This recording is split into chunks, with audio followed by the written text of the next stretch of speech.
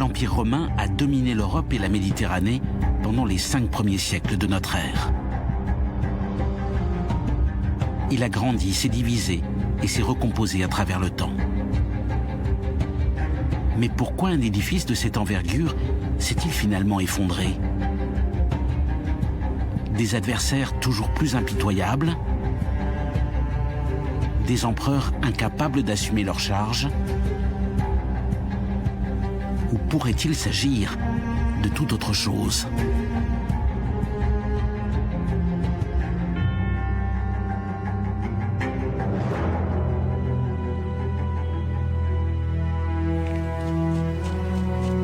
Aujourd'hui, des archéologues soupçonnent les pandémies d'avoir changé la destinée de l'Empire. De nouvelles avancées scientifiques permettent d'identifier les pathogènes qui ont pu décimer sa population. Serait-ce la cause de son affaiblissement et des premières victoires de ses adversaires?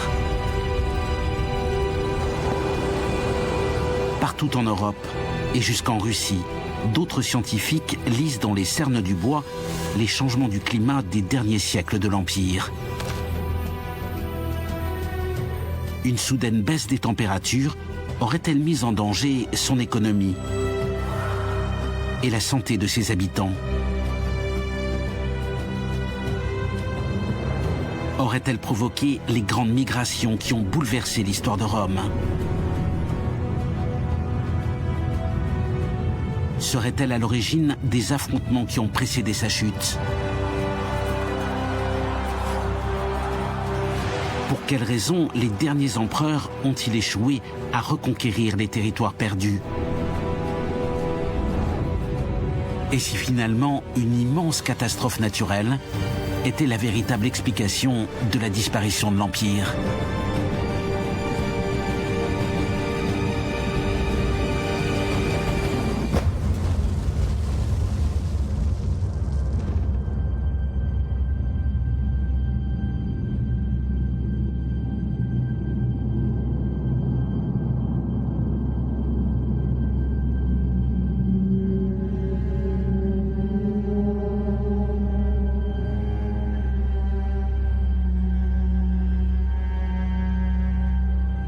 En l'année 165 après Jésus-Christ, quand commence cette histoire du déclin de l'Empire romain, 2 hommes se partagent le pouvoir.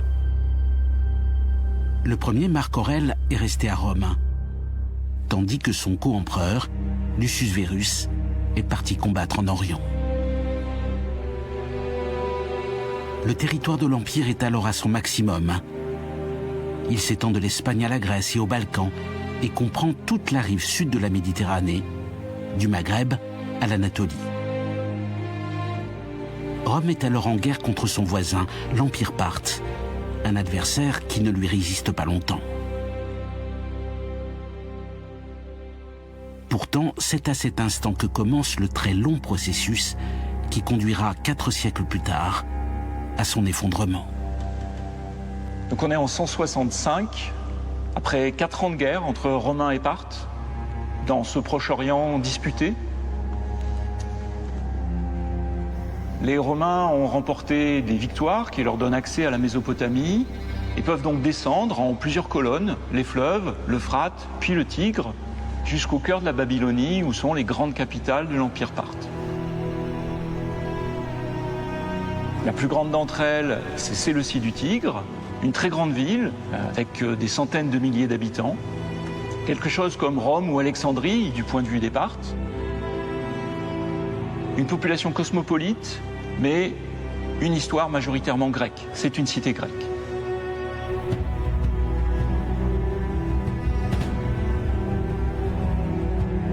Dans cette ville, les portes ont été ouvertes et Rome peut y entrer pacifiquement. Assez rapidement, cependant, les choses se gâtent et la ville est pillée, incendiée. On massacre et on repart avec toutes les richesses qu'on peut y trouver. En pratique, ça veut dire que le grand temple de la cité, qui était consacré à Apollon aux cheveux longs, comme on dit souvent à cette époque, bien, il a été un des enjeux du pillage. On y a récupéré tout ce qui pouvait être précieux, tout ce qui pouvait être prestigieux, et notamment la grande statue de cet Apollon particulier qu'on a ramené jusqu'à Rome. Et cette statue d'Apollon, tous les Romains l'ont vue évidemment au moment du triomphe à la fin de la guerre. Apollon aux cheveux longs, c'est le dieu de la peste.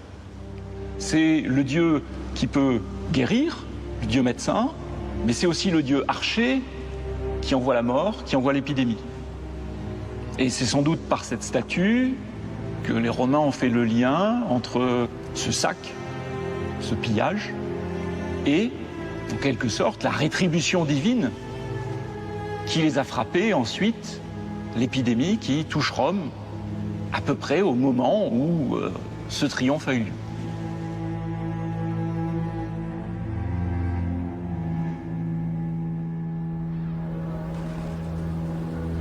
En 167, Lucius Verus et ses armées victorieuses sont de retour à Rome. 75 millions de personnes vivent alors dans les frontières de l'Empire. Et sa capitale dépasse le million d'habitants. C'est alors que frappe une épidémie d'une violence sans précédent. Mais ce n'est pas tout.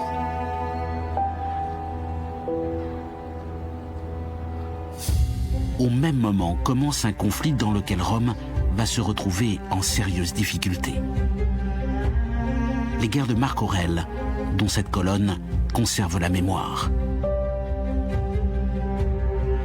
Des guerres qui coïncident précisément au moment où la pandémie prend toute son ampleur et qui se poursuivent pendant 5 ans dans la région des Balkans. Que s'est-il passé ? L'épidémie a-t-elle affaibli l'Empire au point d'être à l'origine de cette guerre sans fin ?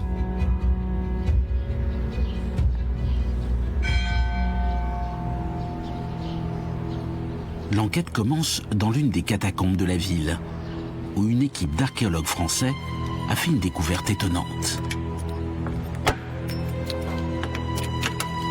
La catacombe de Saint-Pierre et Marcellin. 4 hectares et 22 000 inhumations. La plupart des défunts étaient placés dans ces entailles ménagées dans la roche, ce que l'on appelle les loucoulis. Quant aux plus favorisés, ils étaient disposés dans de petites pièces décorées de saints chrétiens ou de figures mythologiques. Les cubicula. On trouve à Saint-Pierre et Marcellin parmi les plus belles et les mieux conservées.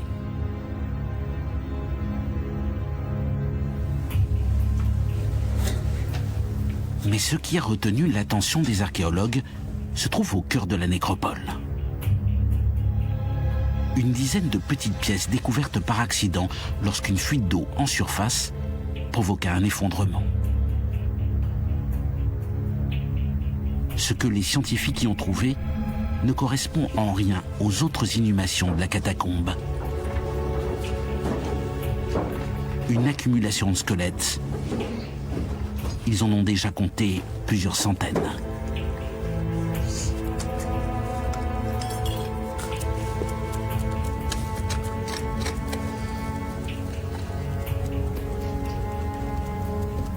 Assez impressionnant.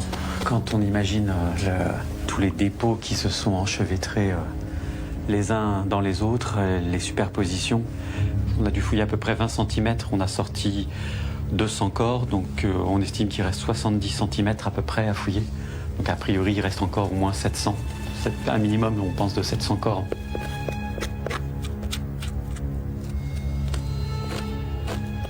Certains sont sur le dos, ici on en a sur le ventre. On a des individus qui sont aussi sur le côté et ils sont imbriqués les uns dans les autres. Donc il y a une volonté de bien répartir, de structurer. Comme si on était aussi dans un moment où il fallait prévoir que d'autres corps allaient arriver. Donc il fallait exploiter au mieux tout cet espace funéraire.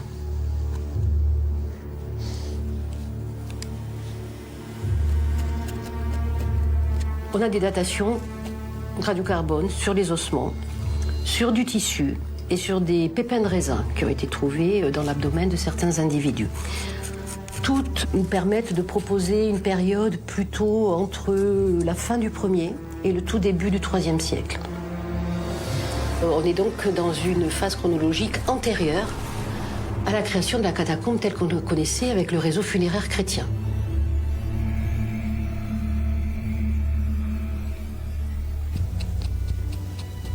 Il y a eu une première hypothèse au tout début d'investigation dans ces salles, comme quoi il pourrait s'agir de martyrs chrétiens.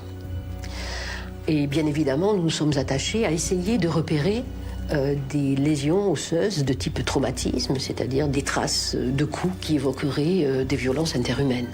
Or, pour l'instant, nous n'en avons pas.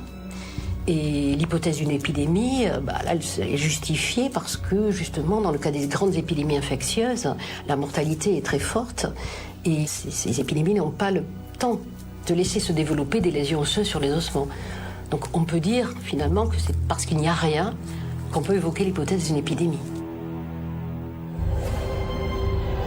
Dans le cas d'un cimetière classique, les défunts auraient été déposés à intervalles irréguliers. Les premiers corps se seraient décomposés et les nouveaux arrivants auraient dérangé les ossements des précédents.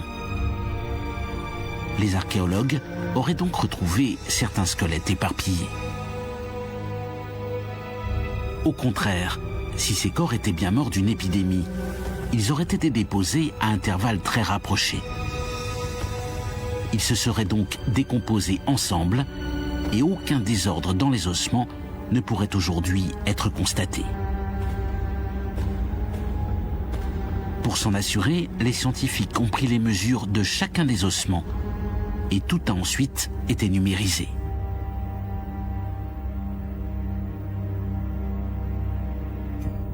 Tu vois que les ossements ont été numérotés, évidemment, les squelettes ont été individualisés et on a pris toutes les codes de profondeur pour tous les niveaux de squelettes.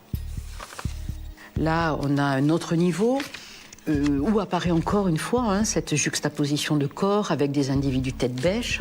Bon, la particularité à certains endroits, c'est peut-être de faire apparaître des zones de plâtre qui concernent certains individus. Pour le crâne, on est sur 47. D'accord, le haut de la colonne. 53. Le bas de la colonne. 67. L'épaule droite. 56.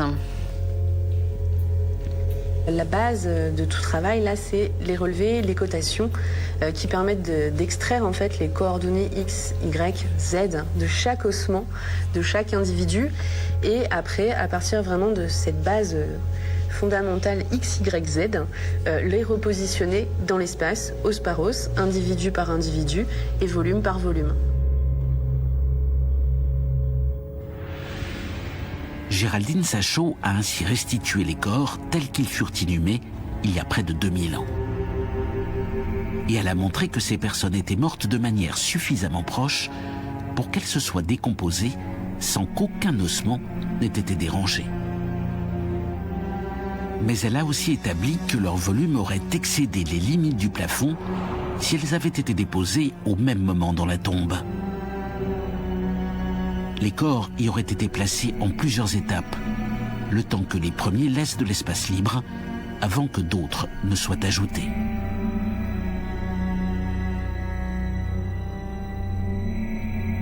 Ça nous démontre clairement qu'on a plusieurs phases de dépôt simultanées et successives dans le temps. Donc un minimum de 3 phases de dépôt, peut-être plus. Et que ces 3 phases de dépôt pourraient correspondre à des vagues épidémiques différentes. On suppose que ça doit être la même épidémie, ça pourrait être aussi des épidémies de nature différente. Les corps exhumés par les archéologues sont-ils les victimes de la grande épidémie? Celle que les Romains associaient à l'incendie du temple d'Apollon, le dieu de la peste, et à sa statue, rapportée en triomphe par l'armée romaine à son retour d'Orient. C'est très vraisemblable, mais ils n'en ont aujourd'hui pas la certitude. Cette épidémie aurait frappé Rome en 167, aurait ravagé les camps militaires romains pendant l'hiver de l'année 169. et aurait duré environ 30 ans. Nous le savons car, chose exceptionnelle, nous est parvenu le témoignage d'un acteur direct de ces événements.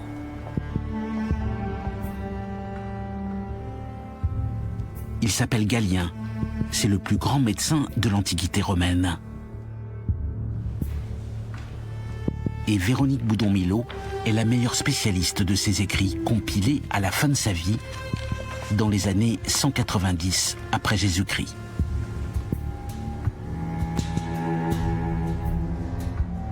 Etesi de trisinalois en remedia tripsas, arxamenutu megaluloimu, paracrematas poleos excelton, epeigomenos eisten patrida. Je passai 3 autres années à Rome, et quand la grande peste se déclara, je quittai aussitôt la ville pour me hâter de rentrer dans ma patrie, aucun médicament suffisamment puissant n'ayant pu être trouvé à ma connaissance pour lutter contre ce fléau qui se répandit partout avant de s'éteindre. Galien a quitté Rome à la première annonce de l'épidémie et il s'est réfugié en quelque sorte dans sa ville natale où il a passé 2 ans dans une relative tranquillité apparemment puisqu'il nous dit simplement de cette époque qu'il s'est livré à ses occupations habituelles. Et puis il reçoit une lettre des 2 empereurs, Marc Aurèle et Lucius Verus, qui lui intiment l'ordre, il s'agit bien d'un ordre, de venir les rejoindre à Aquilée. Et quand il arrive à Aquilée, il découvre un camp où les soldats, évidemment, sont entassés, il y a une certaine surpopulation. Et là, une terrible épidémie, à peine est-il arrivé, redouble d'intensité et décime les soldats. Epibantos un mu tes aculias, cateskepsen oloimos, os upo proteron. Effrayés, apparemment, les 2 empereurs, Marc Aurèle et Lucius Verus, repartent, prennent la fuite, le mot est très fort, dit Galien, et repartent à Rome. Et Galien reste seul avec les autres médecins militaires, devant affronter ces morts par milliers, nous dit-il, parmi les soldats. Telle une bête féroce, la pestilence, elle aussi, détruit affreusement en les dévorant, non pas un petit nombre d'individus, mais des villes entières. Les gens mouraient, pour la plupart, non seulement à cause de la peste, mais aussi parce que cela se passait au cœur de l'hiver. Le médecin qu'il est et qui a pourtant vu beaucoup de choses auparavant parle de grande pestilence, quelque chose qu'il n'a jamais vu, et il décrit des symptômes également inouïs. Il y a d'abord la fièvre, plus ou moins modérée.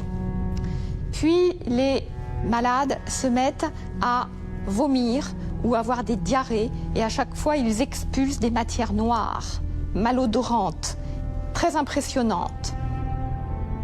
Mais la manifestation qui va le plus frapper les esprits, ce sont ces pustules qui vont couvrir le corps des malades, et ces pustules, ces gros boutons, emplis eux aussi d'un liquide noir, vont évoluer plus ou moins favorablement selon les malades, vont se former des croûtes qui vont, dans les cas les plus favorables, tomber à la fin de la maladie en quelques jours. L'hypothèse qui est aujourd'hui la plus fréquemment admise, ce serait la variole. Ce serait une première épidémie de variole apparue à cette époque-là dans le monde romain. Tout cela dans une population qui n'avait aucune défense face à une maladie jamais rencontrée auparavant. On peut imaginer que les ravages ont été importants, mais de là à pouvoir les chiffrer, c'est très difficile. Galien indique que les soldats romains ont été durement touchés par la maladie. Or, ce sont les mêmes soldats qui vont combattre au printemps suivant dans la région du Danube. Les guerres de Marc Aurèle, 5 années d'un conflit interminable contre les barbares. Un affrontement inédit, de par sa durée et la résistance de ses adversaires. Ici, on est sur un verrou stratégique de l'Empire. On est au bord du Danube, une ligne frontière qui va de la Bavière jusqu'à la mer Noire. Et on est aussi sur un passage avec les territoires romains qui sont sur l'autre rive.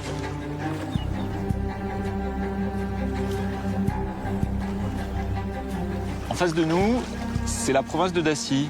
C'est un territoire romain depuis à peu près 50 ans. Un territoire conquis parce qu'il a des mines d'or. Des villes romaines s'y sont installées. Mais tout cet espace est encerclé par des barbares. Et donc on jalonne tout ça de garnisons, de forts, de fortins, et on patrouille. Ce dispositif défensif réputé invincible va pourtant s'avérer insuffisant à partir de l'hiver 169 et de la grande épidémie. Serait-elle donc la véritable cause des faiblesses de l'armée romaine ?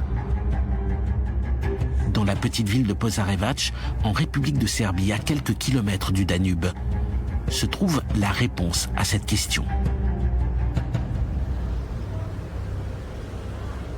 Dans les réserves de son musée sont entreposés 2 blocs inscrits. Les scientifiques y ont trouvé de précieux indices.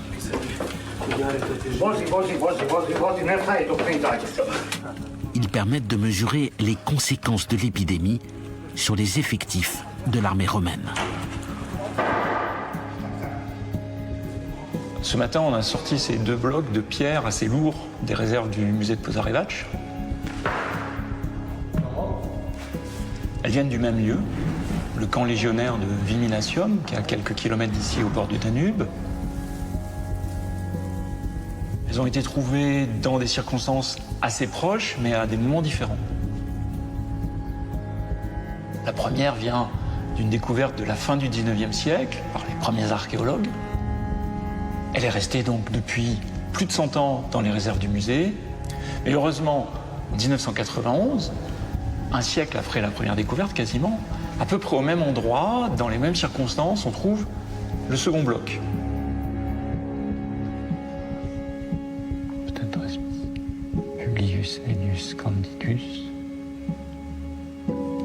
Cette stèle, c'est la liste de soldats qui partent en retraite.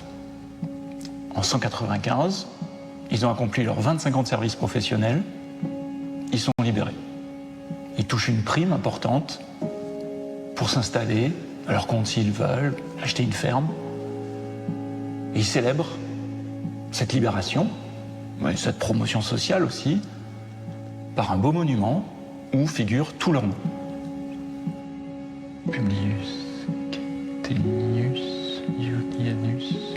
Et tous ces gens, ce monument le dit, ont été enrôlés la même année, en 169.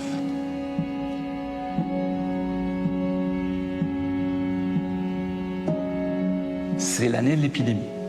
169, c'est le moment où la peste frappe durement à Aquilée, et on peut le penser, dans les autres camps de cette région danubienne.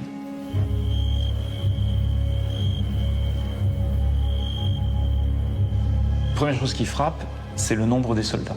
Il y avait 270 noms. On a d'autres listes pour d'autres périodes antérieures, en d'autres endroits, en Afrique, en Égypte et même sur le Danube. On voit qu'ici, en 169, on recrute en une seule fois autant que ce qu'on recrutait en 2 ans ou en 3 ans aux autres périodes. Mais non seulement ce nombre il est important, mais il faut lui rajouter un nombre encore considérable de soldats qui ne sont pas nommés, c'est-à-dire tous ceux qui sont morts durant leurs 25 ans de service. Ça exprime des besoins en hommes urgents.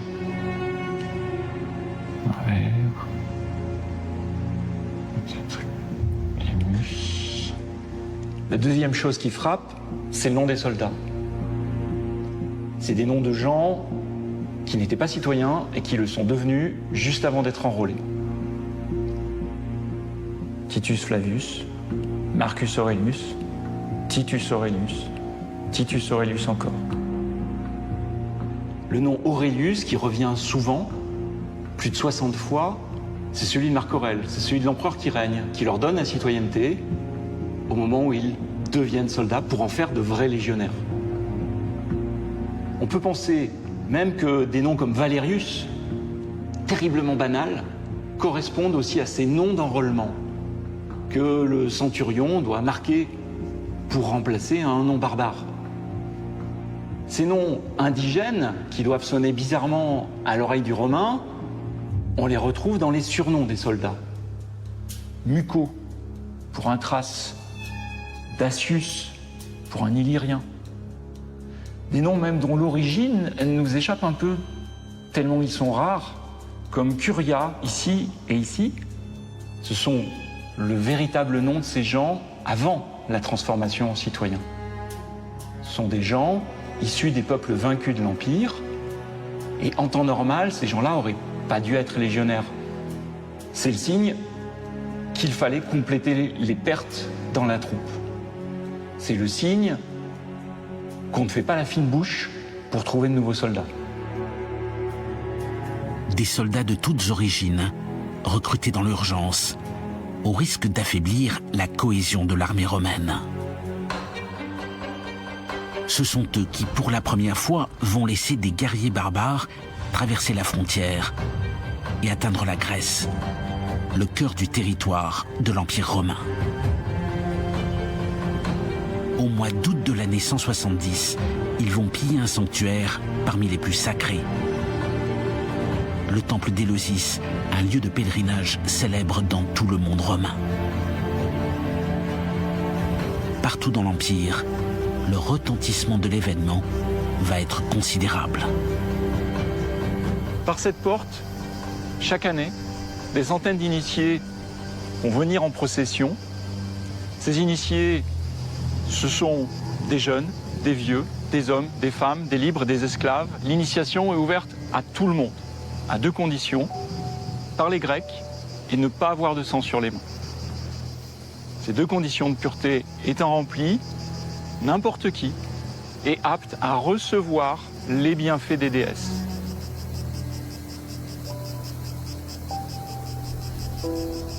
À Éleusis, selon la mythologie grecque, est née l'agriculture. Ici même, la déesse Déméter en a fait don à l'humanité. On y a édifié un temple aux proportions impressionnantes qui conserve un trésor dédié aux divinités, comme tous les sanctuaires de la Grèce antique. C'est lui qui va être la cible de l'incursion barbare. Donc un espace immense, une forêt de 42 colonnes, 54 mètres de côté, 20 mètres de plus que le Parthénon. Et au cœur de cette grande salle, bordée de gradins sur lesquels s'assemblent les initiés, il y a un espace très particulier qu'on appelle l'anactoron, qui est le cœur de ce sanctuaire, qui n'a pas bougé au fur et à mesure des 10 remaniements du site, qui est le lieu central du rituel. Dans cet espace-là, on garde les objets sacrés qui sont révélés aux initiés. Et l'initié découvre quelque chose que pour l'essentiel nous ignorons, car on lui demande ensuite de garder le secret. Et nous ne pouvons que présumer de ce qui se passait à cet endroit-là, deviner ce que pouvaient être ces mystères. C'est ce lieu à l'immense réputation qui est attaqué par des guerriers kostoboks, une tribu barbare du sud des Balkans. Ils pillent le sanctuaire, puis incendient le temple.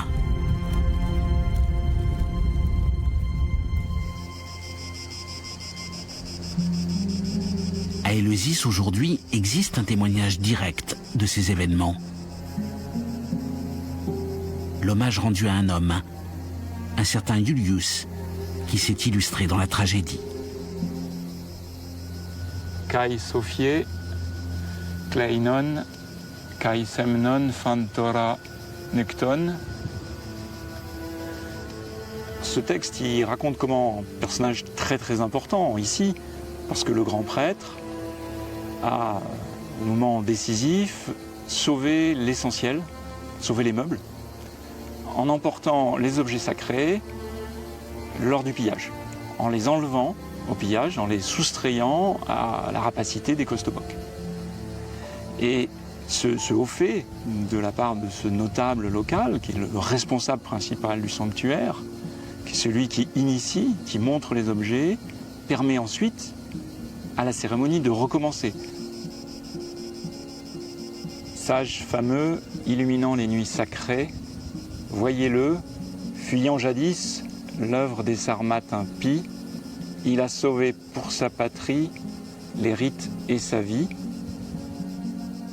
La fuite témoigne de l'incapacité locale à se défendre face aux barbares, témoigne de cette peur, de cette terreur qui s'empare de l'Empire quand on découvre qu'on est aussi vulnérable que ça. Athènes était en paix depuis plus de 2 siècles. Et le sanctuaire lui-même peut être regardé comme ayant été inviolé, avec des arrangements sur l'histoire la plus lointaine, mais ça correspond à un vrai sentiment de quelque chose qui est vécu, présenté en tout cas, comme une première fois, une rupture.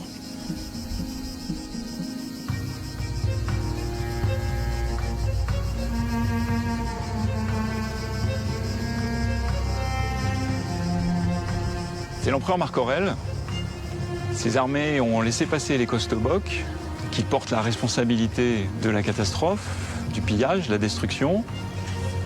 Et il est ici parce qu'il a dû tout reconstruire.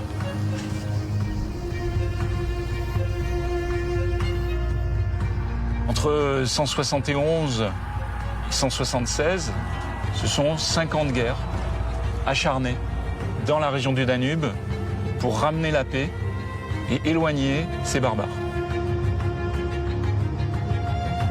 Du point de vue des Grecs et des Romains, on peut imaginer que les choses sont rétablies, qu'on veut oublier l'insulte faite par la violence et le pillage.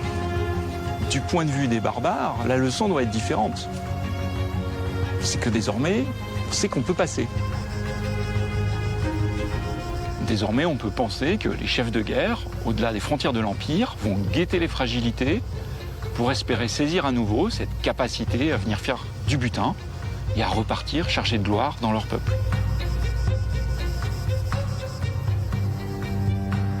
À Éleusis, le pire s'est produit. Et chacun sait désormais qu'à la moindre occasion, les barbares reviendront.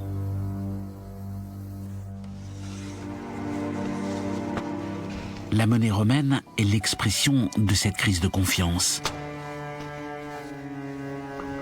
Jusqu'ici symbole de stabilité, elle connaît à la fin du IIe siècle ses premiers signes de faiblesse. Le trésor de Nanterre date de cette période charnière. Alors, il s'agit d'un trésor de monnaie romaine qui a été découvert à Nanterre au début du XXe siècle dans une maison, ce qu'on appelait une maison départementale, donc l'équivalent d'une maison de retraite, par l'un des pensionnaires qui, en bêchant, a trouvé à plus d'1,50 m de profondeur un vase en terre rouge dans lequel se trouvaient ces presque 1900 monnaies romaines. Donc la plus ancienne, c'est un denier de Septime Sévère. Donc là, on est vers la fin du IIe, début IIIe siècle. Et la plus récente, ce sont des monnaies des règnes de Valérien et de Galien. Donc là, milieu du IIIe siècle. Le trésor de Nanterre et ses quelques 1900 pièces de monnaie racontent l'histoire d'une manipulation. Celle de l'abandon du denier, la monnaie qui avait cours depuis plus de 200 ans.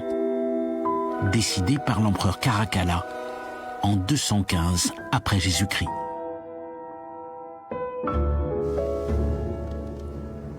Ces monnaies-là servent avant tout à payer les troupes. Il y a beaucoup de menaces extérieures, les barbares s'agitent sur le Rhin, sur le Danube. Il doit frapper de plus en plus de monnaie pour payer ses soldats.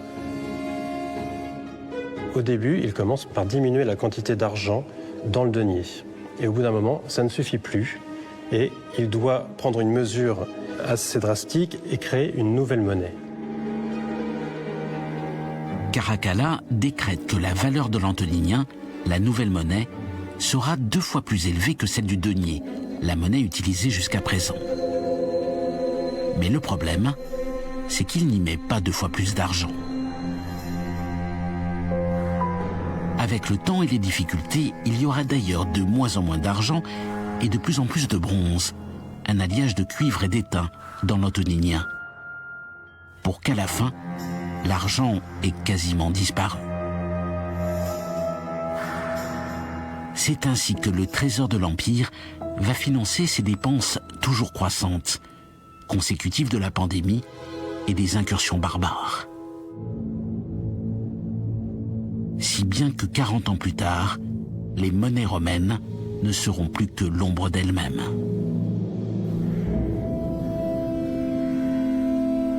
Mais avant d'en arriver là, le nouvel antoninien va donner à l'Empire les moyens de ses ambitions. C'est ainsi par exemple que Caracalla offre à Rome de nouveaux thermes, parmi les plus spectaculaires jamais construits. Ils sont inaugurés en 216 après Jésus-Christ. Le gigantisme des thermes de Caracalla, leur luxe, leur ampleur expriment la prospérité d'un empire qui a récupéré ses forces, qui a fait le plein de ressources fiscales. Avec ses 11 hectares, ce sont les thermes les plus grands de Rome à ce moment-là. Une construction énorme, mais il faut aussi envisager la technicité formidable de ces bâtiments. C'est à la fois construire des voûtes énormes et s'assurer qu'elles vont résister à la température et à l'humidité. C'est un cauchemar de maçonnerie.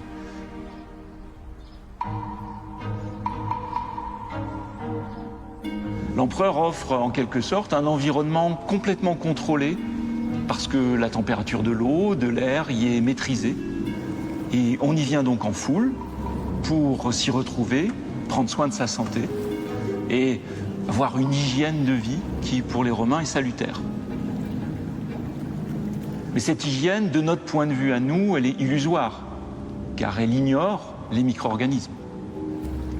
On se baigne tous dans la même eau qui, évidemment, n'est pas chlorée, n'est pas purifiée, n'est pas filtrée.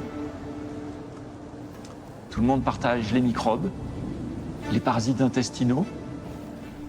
Et donc, les thermes organisent aussi la circulation des maladies dans la cité.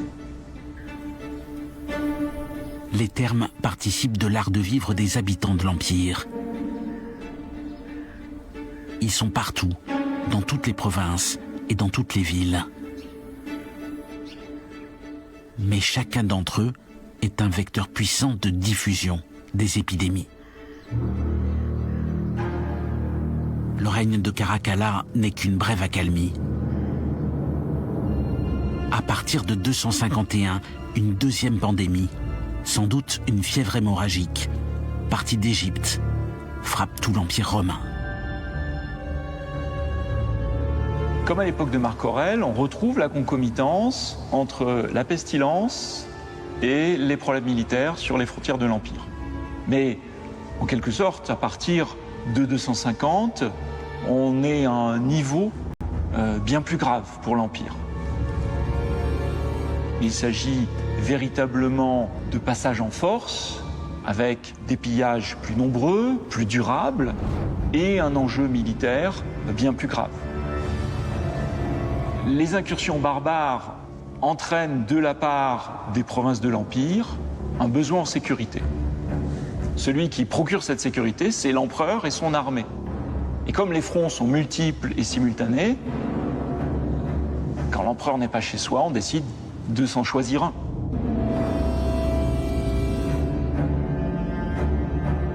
On arrive à une situation où de nombreux empereurs, parfois 3 ou 4, peuvent coexister pour des règnes très brefs. À la défaite s'ajoute la guerre civile. En l'espace de 30 ans, on compte une vingtaine d'empereurs et usurpateurs, la plupart ne régnant que quelques mois, souvent loin de Rome, auprès de leurs soldats. L'Empire se fragmente, et quand finalement, à la fin du IIIe siècle, la situation semble s'apaiser, on sait qu'il s'agit d'un simple répit. Au IIe siècle, la ville de Rome n'a pas de limite très nette.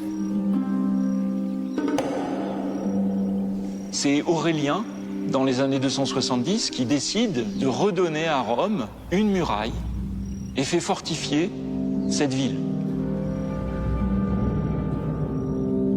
C'est le signe des inquiétudes qui pèsent désormais parce que l'on sait que les barbares comme les Gauls, les Alamans, descendent en Italie du Nord désormais régulièrement. Ils ont menacé Milan, ils peuvent menacer Rome. Pourtant, même avec ces nouvelles enceintes, Rome reste une cible bien trop facile pour les barbares. Si bien qu'à peine 30 ans après leur construction, le pouvoir doit s'installer à Byzance. Plus proche de ses ennemis les plus dangereux, la défense de la nouvelle capitale est plus rapide en cas d'invasion. Mais cette réorganisation est un ferment de division. Il y aura bientôt 2 empires romains, l'Empire d'Orient et celui d'Occident. L'Empire est attaqué, divisé, mais ce n'est pas tout. Car au même moment, il est également affaibli par un autre danger, celui du changement climatique. 2000 ans après les faits, en République tchèque, aux frontières de ce qui fut autrefois le territoire de l'Empire, de nouvelles avancées scientifiques permettent de le mesurer. Tous les végétaux qui vivent pendant plus d'une année en dehors des tropiques, où il existe un cycle des saisons dans le système climatique, produisent des cernes de croissance. On les appelle les anneaux. Et comme la plupart des végétaux qui nous intéressent sont des arbres, on parle des anneaux des arbres.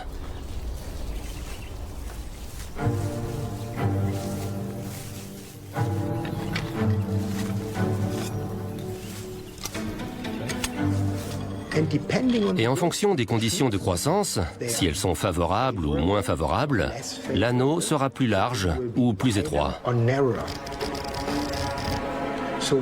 Nous avons donc la possibilité de voir l'empreinte de l'environnement et du climat saisie dans la succession des anneaux des arbres.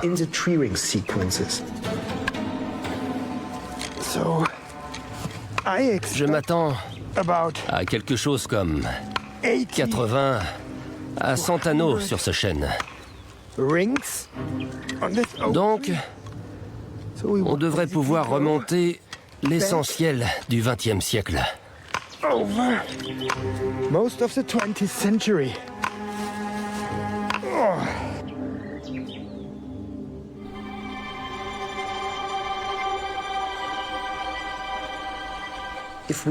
Si on fait un prélèvement sur un arbre, on sait que l'anneau extérieur, juste avant l'écorce, c'est-à-dire l'anneau qui a été produit l'été dernier, est daté de l'année 2021. Et ensuite, il suffit de compter les années en arrière. Les arbres vivants indiquent ainsi le climat de ces 300 dernières années environ. C'est la première étape d'une machine à remonter le temps qui va conduire les scientifiques jusqu'à l'Empire romain. Mais pour cela, il faut travailler sur des bois de tous les siècles et de toutes les époques, sans qu'aucune d'entre elles ne soit oubliée. Go around this one, the main timber here in the middle. Looks good. This old windmill here. On sait que ce vieux moulin remonte au début du XVIIIe siècle. Donc, il a à peu près 200 ans. Mais la matière première, le bois de chêne utilisé pour le construire, avait lui-même entre 150 et 200 ans.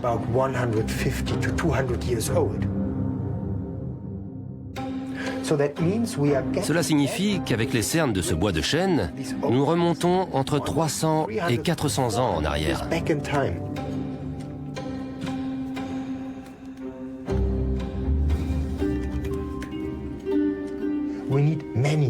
Nous avons besoin de beaucoup d'anneaux, prélevés sur beaucoup d'arbres.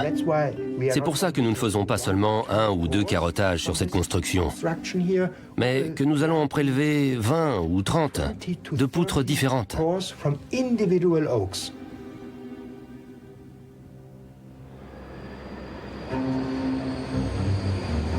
Pour remonter plus loin encore dans l'histoire du climat, Les scientifiques s'intéressent ensuite aux vestiges archéologiques.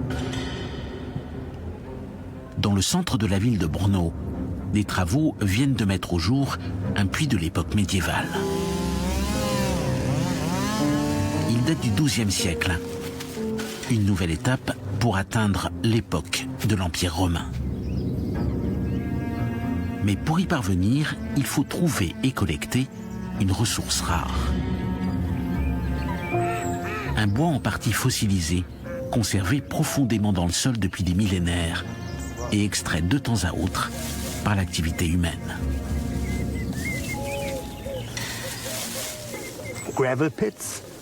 Les carrières de gravier sont une source particulièrement utile pour du bois subfossile aussi ancien, parce que les arbres doivent être enterrés sans contact avec l'oxygène.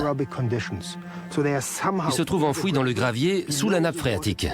Et vous pouvez voir qu'ici, nous sommes à un endroit très plat. Donc la rivière serpentait et a changé son lit au cours des derniers siècles et millénaires. Les arbres morts tombaient dans l'eau et étaient enterrés.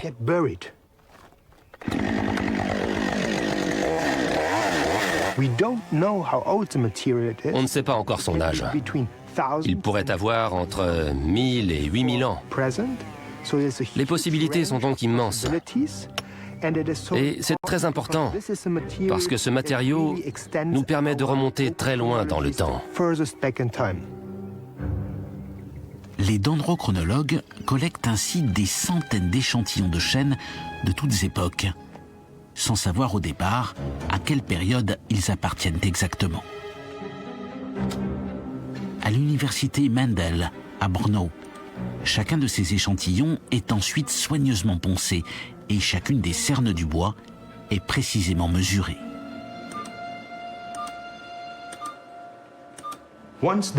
Ensuite, nous passons à une technique appelée la datation par recoupement. Nous faisons des recoupements entre nos différentes sources, les arbres vivants, les matériaux anciens, le bois des bâtiments historiques, celui des fouilles archéologiques, et enfin le bois subfossile. Et si nous avons assez de recoupements, si les anneaux se superposent, nous pouvons alors les dater de manière certaine. Ces courbes indiquent les variations de largeur des cernes du bois à travers le temps. Chacune d'entre elles se recoupe. C'est ainsi qu'il est possible de remonter aux époques les plus anciennes. Une fois que nous avons identifié tous ces anneaux, et que nous pouvons dire, oui, celui-ci correspond à l'année 1258, celui-là à l'année 505, on prend le bois qui a été daté avec certitude. On le découpe avec une lame très fine, de façon à être sûr qu'il n'y a pas de matière du cerne précédent ou du cerne suivant dans l'échantillon. On dispose ainsi de milliers et de milliers d'échantillons.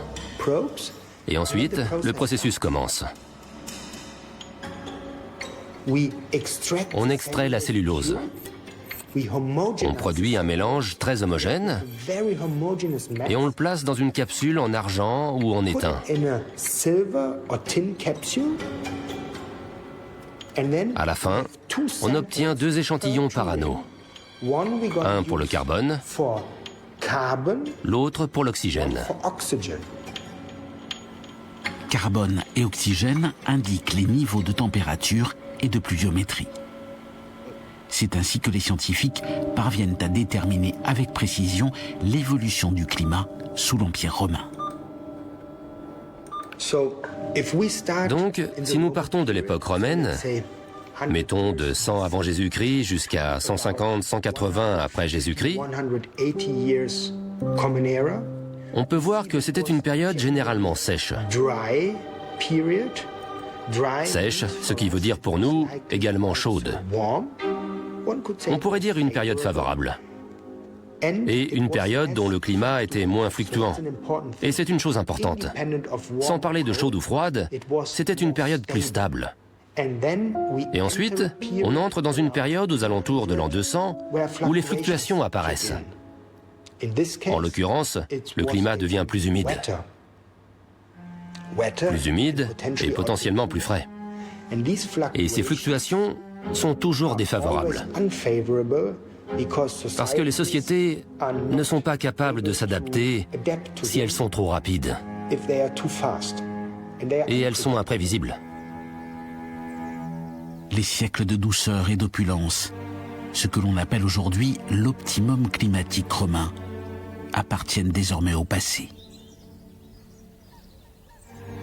Cyprien, évêque de Carthage, qui vit au IIIe siècle, évoque un monde où les rayons du soleil sont moins brillants, un monde aux récoltes moins abondantes, qui n'est plus, écrit-il, qu'un pâle vieillard au bord de la tombe.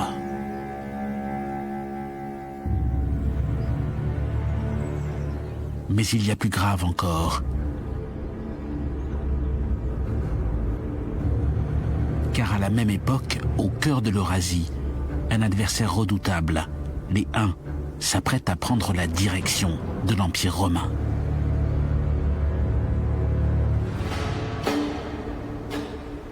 Le changement climatique pourrait avoir joué un rôle crucial dans ces événements.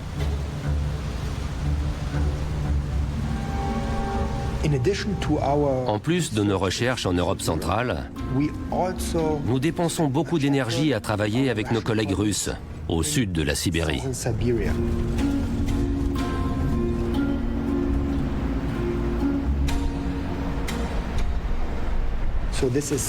Il s'agit de la grande région de l'Altaï, à la frontière de la Russie au nord, de la Mongolie au sud, de la Chine au sud-ouest et du Kazakhstan à l'ouest.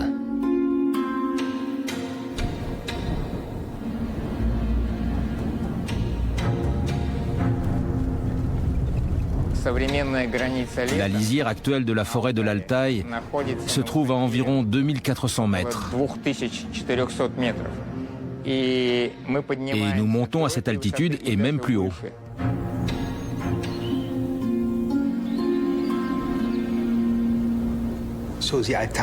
L'Altaï est particulièrement important pour nous pour reconstruire les températures d'été.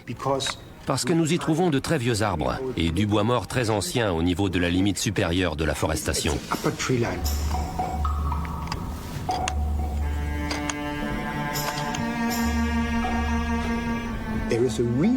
Il y a une raison pour laquelle ils ne peuvent pas pousser plus haut, parce qu'il y fait trop froid. Donc même de petits changements dans les températures d'été laissent une indication particulière dans les cernes des arbres. Il fonctionne presque comme un thermomètre.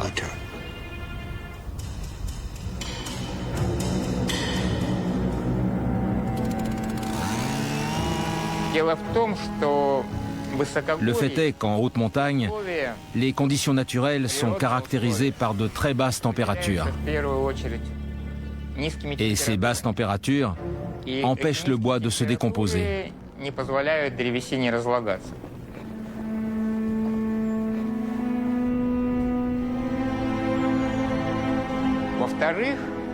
Ensuite, dans ces zones montagneuses, très souvent, le bois mort ne repose pas sur le sol, mais sur des pierres, ce qui empêche également la destruction du bois.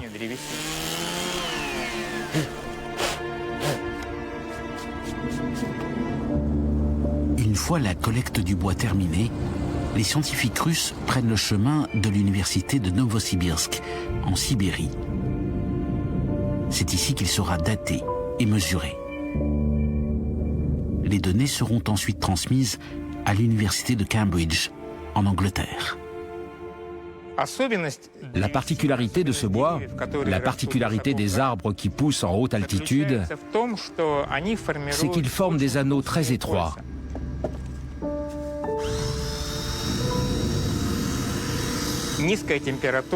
Parce que les basses températures et la courte saison de croissance ne donnent pas le temps à l'arbre de former de plus larges anneaux.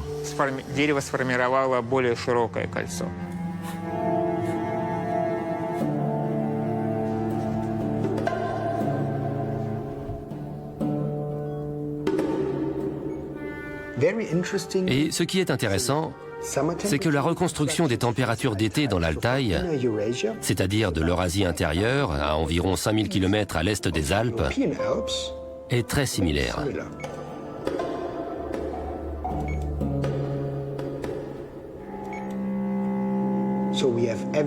Nous avons des preuves d'une période romaine plus stable et plus chaude.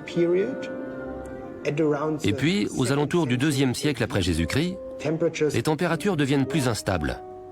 Il y a davantage de fluctuations. Les systèmes agricoles de cette époque ont alors été poussés à leurs limites. Et les empires nomades des steppes, ceux que nous connaissons de l'Eurasie intérieure, ont sans aucun doute été affectés de telle façon que les populations ont commencé à bouger, à migrer sur de plus grandes distances.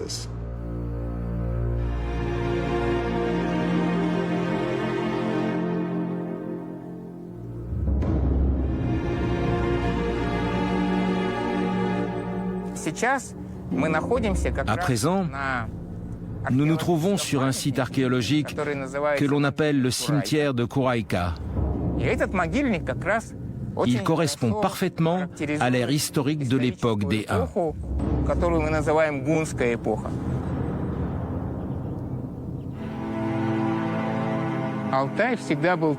L'Altaï a toujours été un territoire que l'on pourrait qualifier de carrefour pour de nombreuses populations.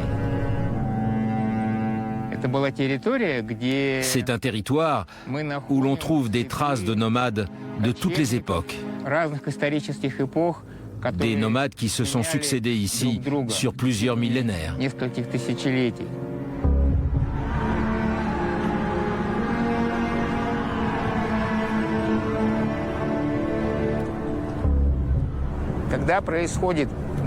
Lorsqu'une vague de froid survient et que la courbe climatique indique une baisse des températures, on voit que la population évolue et que le territoire de l'Altaï se dépeuple. Généralement, la population quitte cette région parce que les conditions de la pratique de l'élevage se détériorent. Au IVe siècle, ces tombes semblent progressivement disparaître. Le signe pour les archéologues que les tribus nomades d'Eurasie, celles que nous connaissons sous le nom des Huns, sont en train de quitter la région. Ces cavaliers vont arriver en Europe avec une arme nouvelle. L'arc composite, fait de plusieurs matériaux aux propriétés complémentaires, est à la fois plus résistant et surtout plus puissant. Une arme qui va changer les règles du jeu quand les Huns vont parvenir aux portes de l'Empire romain. Ils arrivent donc jusque dans la plaine russe, le long de la Volga, redescendent vers la Crimée et la mer Noire pour trouver ces peuples barbares que les Romains connaissent bien, notamment les Goths, les Sarmates, et prendre leur place. Ces peuples barbares voisins de l'Empire se retrouvent donc pris entre le marteau des Huns et l'enclume de l'Empire et décident de demander à Rome d'intégrer son territoire.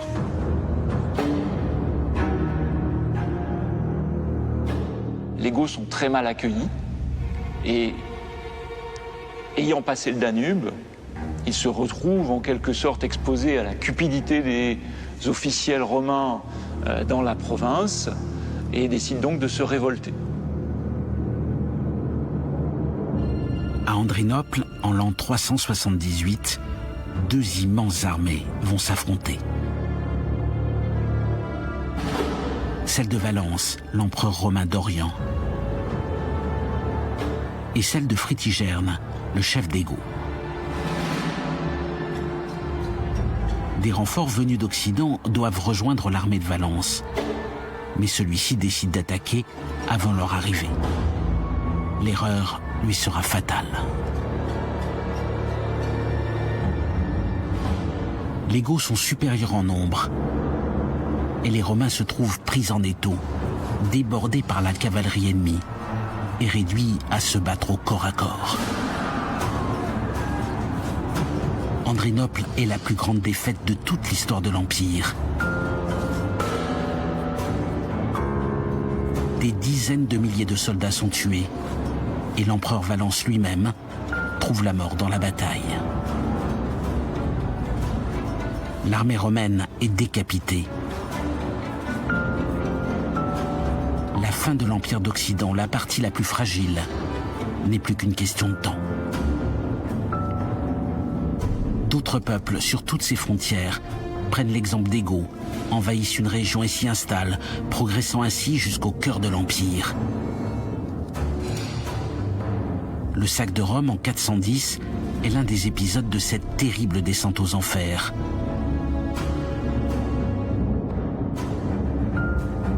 Et quand les Vandales parviennent à s'emparer de l'Afrique du Nord, à partir de 429 après Jésus-Christ,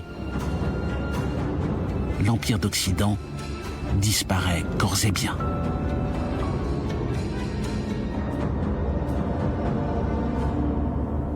Il ne reste de l'Empire romain que sa partie orientale, la mieux armée et la moins exposée aux invasions.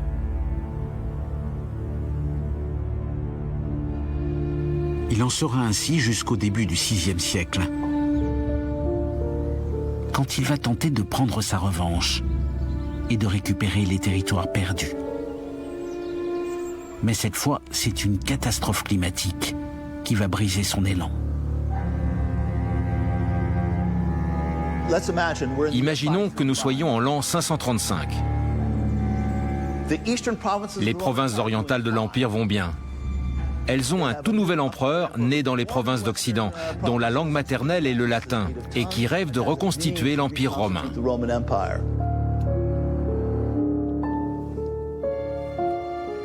Et il se donne comme premier objectif de reconquérir l'Afrique. L'Afrique tombe en à peine quelques mois. L'Empire romain a reconquis le grenier de sa partie occidentale et est maintenant sur le point de se diriger vers l'Italie.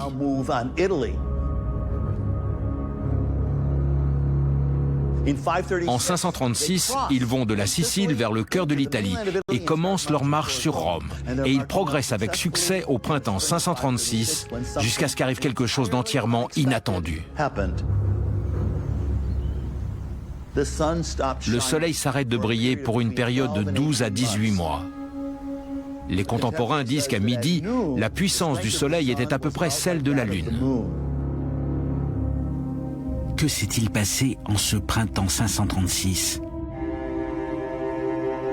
Pourquoi l'empereur Justinien a-t-il échoué dans son offensive alors même que l'ensemble de l'Empire semblait à sa portée ? Dans la petite ville d'Orono, aux États-Unis, l'origine de ce phénomène inédit vient d'être identifiée. Une collaboration entre spécialistes du climat et historiens des universités de Harvard et du Maine a permis de comprendre comment un événement d'origine naturelle a pu précipiter la fin de l'Empire romain. La pièce à conviction clé dans cette enquête sur le climat du VIe siècle se trouve dans un grand réfrigérateur de l'université du Maine. Il s'agit d'une carotte glaciaire.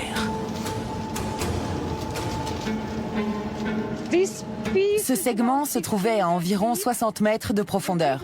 Nous le conservons dans notre réfrigérateur à une température de moins 25 degrés. Et ici, je prépare la glace pour l'analyse par prélèvement laser. Je gratte la partie extérieure pour éliminer toute contamination et faire en sorte que la surface soit plate, aussi plate que possible. Cette carotte glaciaire garde la mémoire de l'atmosphère des 4000 dernières années en Europe. Elle a été prélevée à la frontière entre la Suisse et l'Italie, sur le mont Nifeti, au cœur de ce qui fut autrefois l'Empire romain. Jusqu'à présent, l'essentiel du travail sur les carottes glaciaires a été réalisé en Antarctique.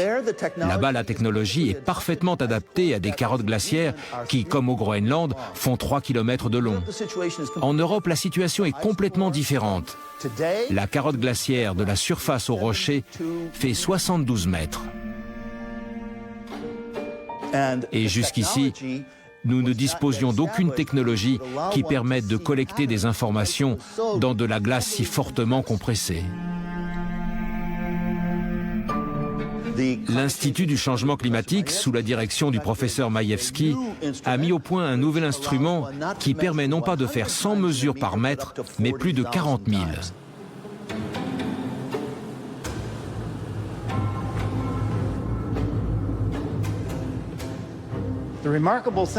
Ce qui est remarquable avec cet instrument, c'est qu'il utilise un laser pour prélever l'échantillon.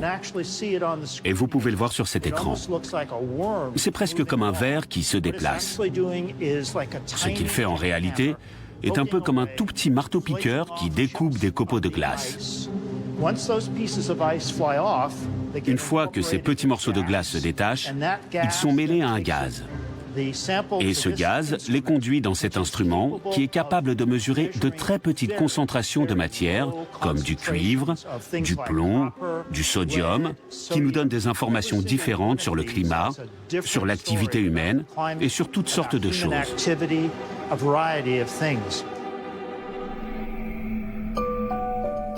Quand les scientifiques se sont intéressés à l'année 536, ils ont trouvé une quantité très supérieure à la normale de soufre, le signe d'une éruption. Mais ils ont surtout découvert des poussières de verre volcanique dont la composition très caractéristique les a mis sur la piste d'un volcan situé en Islande. C'est lui qui aurait explosé au moment où Justinien était sur le point de reconquérir tout l'Empire romain. Déterminer la puissance de l'éruption à partir d'une carotte glaciaire est difficile. Sauf si vous examinez les niveaux de soufre, de bismuth et d'étain qui sont remarquablement élevés pour les 2000 dernières années. Ce qui nous suggère que 536 a été un événement très important. L'éruption a projeté une quantité si considérable de dioxyde de soufre dans l'atmosphère que la période qui a suivi a vu les températures chuter d'environ 2 degrés. Ce fut l'époque la plus froide de ces 2000 dernières années. Et donc 536, c'est le début. Un autre volcan en 540, un autre en 547. Il fait de plus en plus froid et le climat est de moins en moins favorable aux récoltes. Et ensuite, en 541, dans le delta du Nil, explose un nouveau pathogène. L'année 541 marque le début d'une épidémie d'une violence sans précédent qui va changer pour toujours l'histoire de l'Empire. Un peu partout en Europe aujourd'hui, des archéologues en cherchent les traces. Sur l'île de Maglone, près de Montpellier, ils la suspectent ainsi d'avoir provoqué l'effondrement d'un centre d'échange avec la Méditerranée. On est dans un lieu assez magique, en fait. C'est une cathédrale posée sur une île. C'est l'île la plus proche de Montpellier. C'est une île qui est pas loin du continent. Elle est posée entre les étangs et la mer. C'est surprenant aujourd'hui parce qu'on y arrive en voiture, mais dans le passé, c'était une île bien détachée du continent.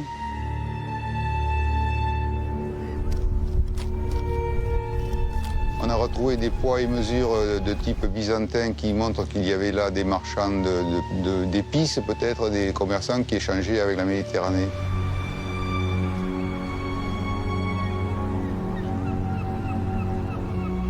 En premier, en arrivant sur l'île, à mon avis, on devait voir les bateaux. Il devait y avoir toute une noria de bateaux de mer et des bateaux plus petits, des bateaux à fond plat pour la navigation dans les étangs.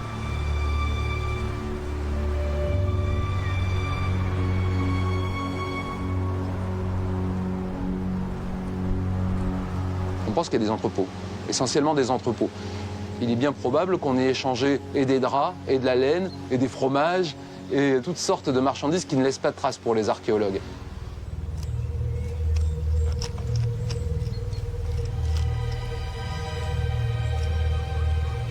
Dans les années 560-580, on s'aperçoit que le site se dépeuple et on commence à découvrir des choses assez étranges. On trouve des corps, des sépultures qui n'en sont pas vraiment, qui sont des corps dont on se débarrasse dans les gravats de démolition des édifices. On a là un problème d'épidémie ou un problème de guerre, ou en tout cas on est là dans une phase de déclin de l'occupation.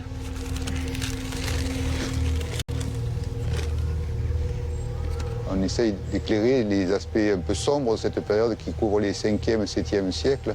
C'est la charnière entre le monde romain et le monde byzantin et le monde médiéval qui s'annonce avec la création des royaumes germaniques. Alors là, il y a les 2 fémurs, donc c'est l'os de la cuisse, et qui plonge vers le bas. L'individu ne semble pas avoir été mis à plat dans une sépulture comme d'habitude. Ici, on voit bien, on a cette partie-là qui repose plus ou moins à plat. Et quand on arrive sur ces os-là, il plonge dans la terre. Il a peut-être été jeté comme ça, sans aucun... comme on jette un détritus à la poubelle.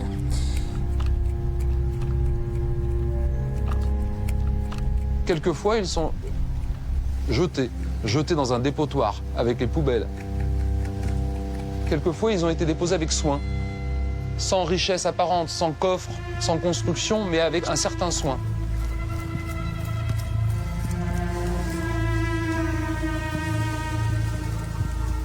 On a trouvé par exemple un corps enterré face contre terre, ce qui était une punition terrible pour un chrétien puisque c'est la privation absolue de la lumière éternelle.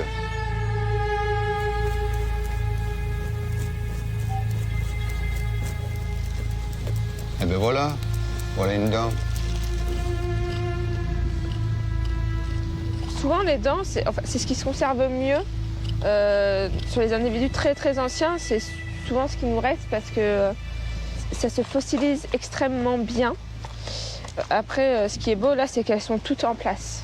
Et ça va nous permettre via l'ADN, qui se conserve très bien dans les dents, pouvoir faire des recherches de maladies, notamment la peste, rechercher le bacille de la peste.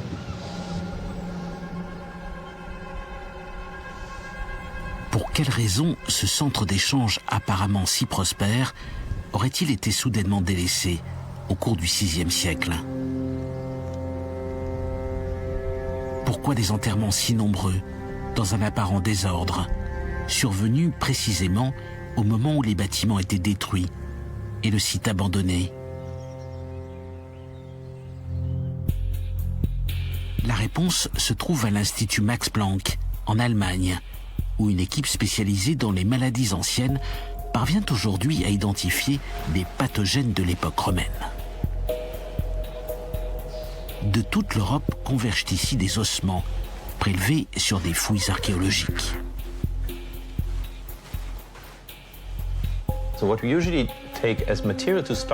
On commence habituellement par des dents de périodes anciennes, d'une personne qui est potentiellement décédée d'une maladie infectieuse. La dent est un matériau très intéressant parce qu'à l'intérieur, vous avez du sang séché et à l'intérieur du sang, bien sûr, le pathogène a dû circuler. Alors, comment peut-on l'extraire? On doit simplement couper la dent en deux.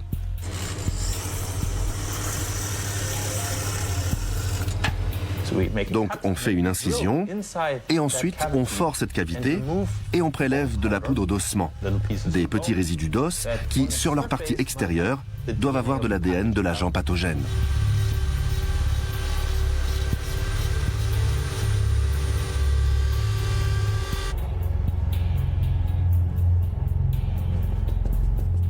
Ensuite, il nous faut extraire l'ADN de cette poudre d'ossement issue de la dent et nous faisons cela en la dissolvant dans un liquide. Et ce que nous obtenons ainsi, c'est un extrait de l'ADN de l'ossement ancien, avec des petits fragments de l'ADN de la personne, peut-être le pathogène qui l'a tué. Mais l'essentiel de l'ADN que l'on obtient d'un squelette ancien n'est en réalité pas celui de la personne, ni celui du pathogène, mais celui de l'environnement. Parce que le squelette est resté dans la terre pendant plus de 1000 ans et on trouve donc une accumulation de l'ADN d'un grand nombre de micro-organismes. On a une véritable soupe d'ADN et seulement une petite partie appartient aux pathogènes qui nous intéressent. Quelque chose comme 0,001% de l'ADN est celui du pathogène que nous recherchons.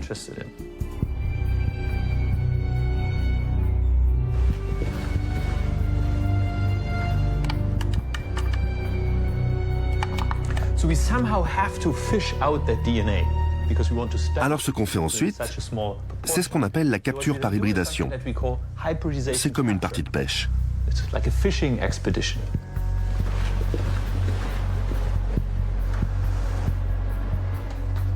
On utilise la merveilleuse propriété qui veut que si on prend un brin d'ADN qui comprend les éléments de base A, C, T et G qui constituent l'ADN, si vous avez un A, un T, un C et un G sur une partie de la molécule d'ADN, et si vous avez ensuite la partie complémentaire, un T avec un A, un C avec un G et un G avec un C, ils vont se joindre l'un à l'autre comme deux aimants.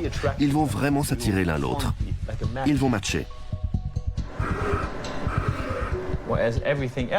Alors que tout le reste va demeurer dans le mélange et vous pourrez l'éliminer. Donc, de 0,001%, on monte à 50% d'ADN du pathogène. Et cet ADN va ensuite dans une machine de séquençage, une machine qui peut lire et produire des milliards de séquences d'ADN en un temps très court, en l'espace d'une journée environ. Et ce que cette machine nous livre, ce sont des séquences d'ADN A, C, T, T, C, A, G, etc. Des milliards de séquences qui sortent de cette machine. L'ADN du pathogène recherché a été brisé en une multitude de segments en raison des conditions dans lesquelles les dents ont été conservées.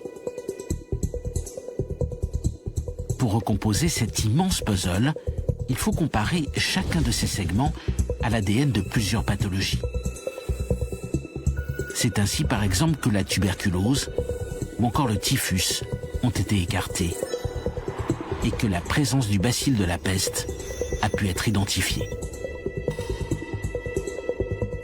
Nous avons recherché Yersinia pestis de l'époque de la peste justinienne, c'est-à-dire du VIe siècle. Nous avons examiné des centaines de restes humains de cette période pour voir à quel endroit en Europe on pourrait trouver la peste du temps de Justinien. Et nous avons été vraiment très surpris, parce que nous l'avons trouvée sur des individus de la péninsule ibérique, c'est-à-dire de l'Espagne d'aujourd'hui, de France, d'Allemagne, d'Angleterre, donc de très larges parties de l'Europe de l'Ouest. Sur une douzaine d'anciens squelettes humains, nous avons trouvé de l'ADN préservé de Yersinia pestis et nous avons pu reconstruire des génomes entiers de cette ancienne bactérie de la peste. Progressivement, les scientifiques dessinent la carte de la peste justinienne, dont l'activité fonctionnant par vagues aurait duré environ un siècle. Au moins un tiers de la population de l'Empire en aurait été victime.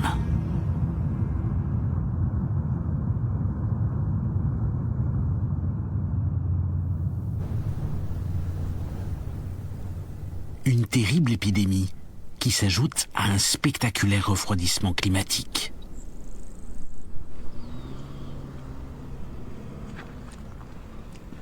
Dans le désert du Negev, en Israël, des scientifiques retrouvent aujourd'hui les traces de ces terribles années où l'Empire a finalement mis le genou à terre.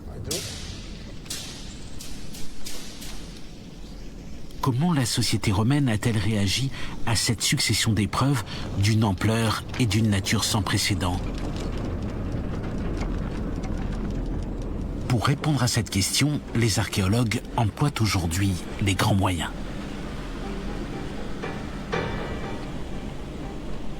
Cette colline artificielle a été formée par les déchets accumulés d'une cité à présent disparue, la ville de Halouza. Elle contient dans ses profondeurs les traces d'environ 2 siècles d'activité, des débuts de la cité aux dernières phases de son existence.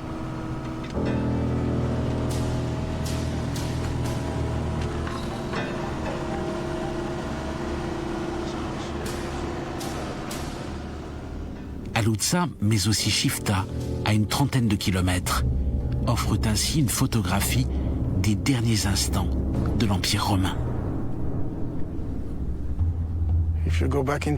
Si vous remontez dans le temps et que vous venez à Haluza il y a environ 1500 ans, c'est une grande ville. Cela signifie qu'elle possédait un théâtre, un gymnase, des bains publics, qu'elle disposait de plusieurs grands bâtiments publics, qu'elle avait plusieurs églises. Les archéologues estiment qu'elle pouvait compter quelque chose comme 20 000 habitants. Donc même pour aujourd'hui, c'est une ville de taille moyenne.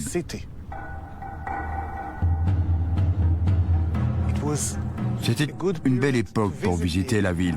Je veux dire, la prospérité était à son maximum. Ça, c'était au début du VIe siècle. Ensuite, quelque chose s'est produit.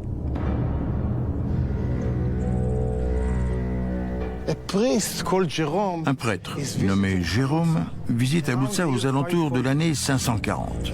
Et ensuite, il envoie un message. Il écrit une lettre à Procope qui se trouve à Césarée. Et Jérôme lui écrit « La prochaine fois que tu viendras à Haluza, tes yeux seront remplis de larmes. À cause de la poussière que tu auras dans les yeux et de la sécheresse des vignobles. »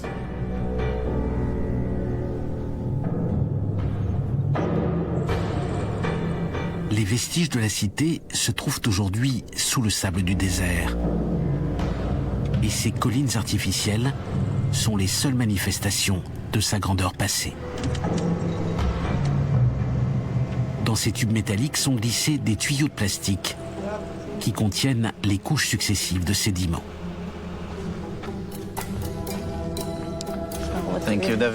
Merci David. Alors, ici c'est l'extrémité. On peut voir des morceaux épars avec des détritus d'origine humaine. Peut-être ici des cendres. Ensuite, une couche blanchâtre, probablement de la pierre. Chacun de ces sondages raconte l'histoire de la cité disparue. Son activité économique, ses habitudes alimentaires ou encore ses produits d'importation. Right? Yeah, LO173.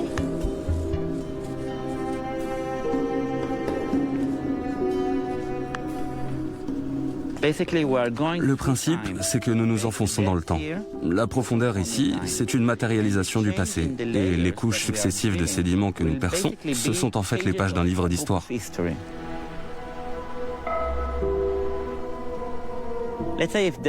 Disons que la société se soit effondrée. Ce sera une rupture. Ce sera la fin de quelque chose. La constitution de ces dépôts d'ordures nécessite un haut degré d'organisation.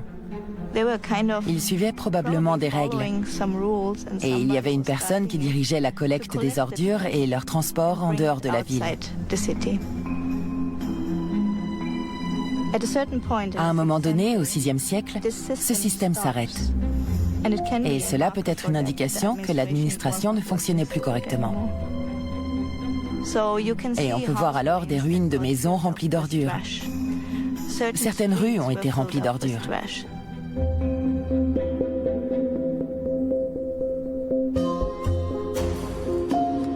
Dans l'un des laboratoires de l'université de Haïfa, chacun des prélèvements est ensuite soumis à un examen qui vise à déterminer sa densité et sa composition. Tu vois le laser? Oui. Ah, il fonctionne déjà. Là, il prend des mesures. Et cet examen indique que dans la première moitié du VIe siècle, les collines de déchets ont été progressivement abandonnées, préfigurant certainement un déclin de la cité.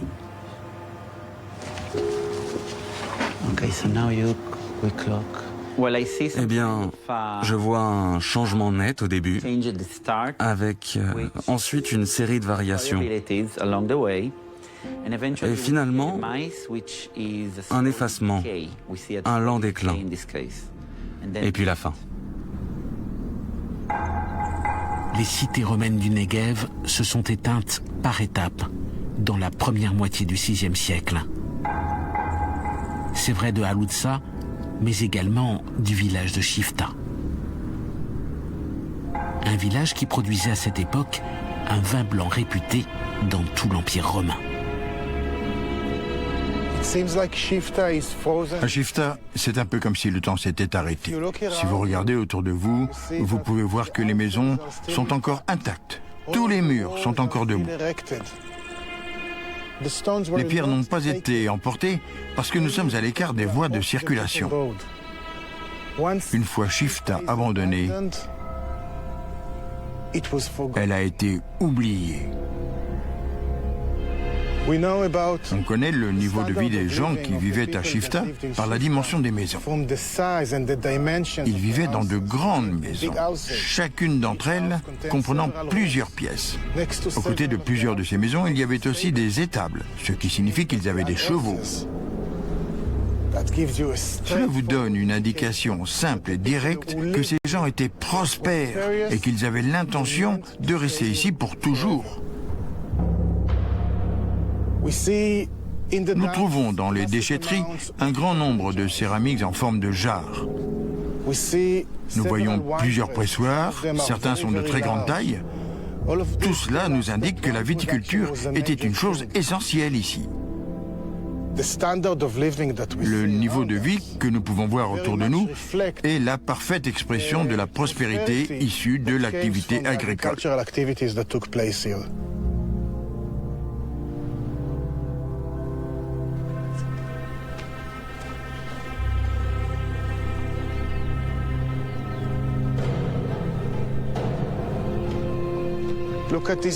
Regardez ces maisons, l'une après l'autre. À un moment donné, les gens ont bouché leurs portes d'entrée. Ils les ont scellées avec des pierres. Ils sont partis et ne sont jamais revenus.